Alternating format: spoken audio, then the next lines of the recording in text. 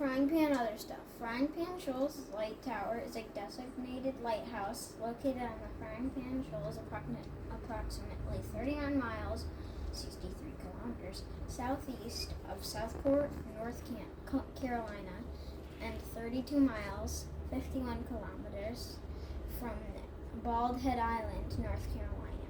The tower is currently privately owned and was formerly a bed and breakfast retreat, and is noted for its survival through many significant tropical storms.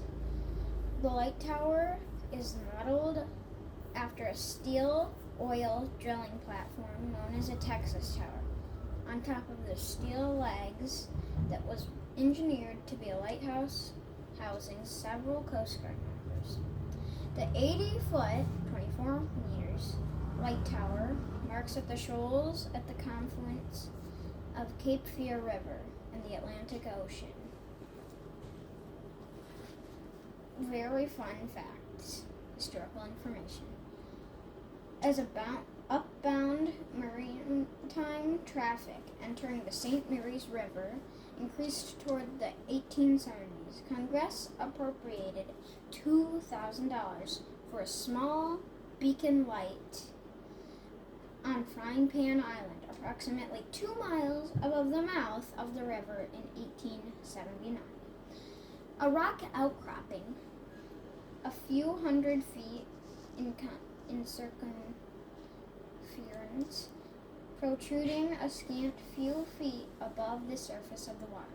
The island's location allowed it to serve not only as a guide into the river, but as a warning for Frying Pan Shoal,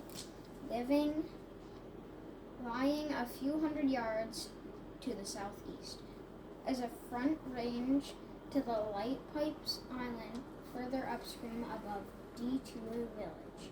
Although the island surveyed in 1880, clear title could not be obtained till 1882, and thus construction in the island did not begin until that summer.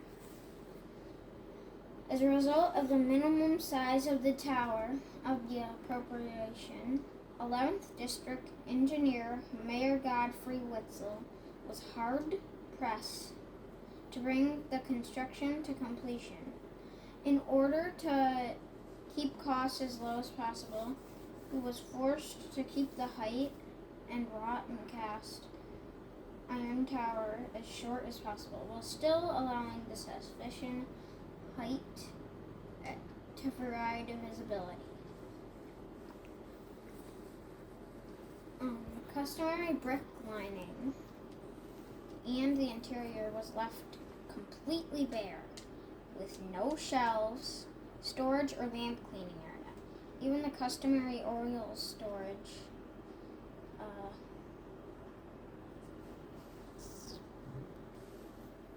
building was foregone.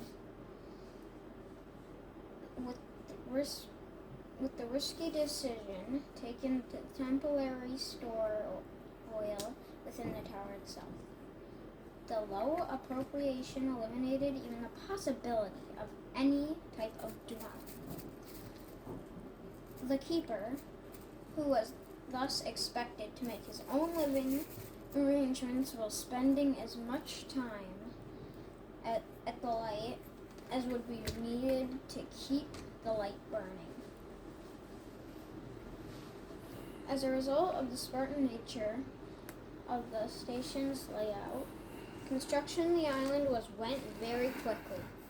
On completion, the 18-foot tall, prefabricated, brown-painted structure was topped with a hexagonal lantern with a vertical plane of 19 feet.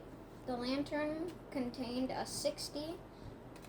160 handle power, fixed the light, and was visible for a distance of 10 miles.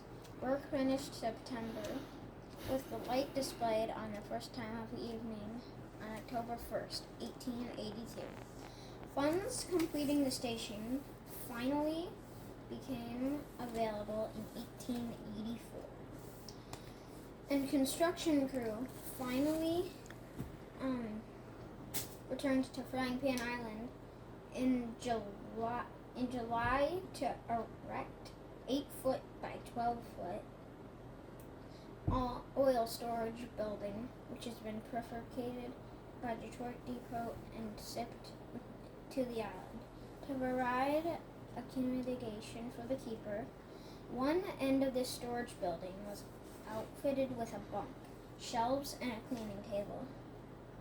To help the tower serve as more efficient from Rage or Pipe Island, the tower, painted white in 1894, and the landing crib and pier were built in 12 feet of water on the southeast side of the island, and wooden sidewalks were built connecting the pier tower and storage building. Amazingly enough, it appears that keepers took up permanent residence at the end of the storage building since 1902. The Lighthouse Board reported on the durable living conditions afforded the keeper by the 8-foot 12 combination oil storage and dwelling, appropriating $4,000 was requested a building proper dwelling.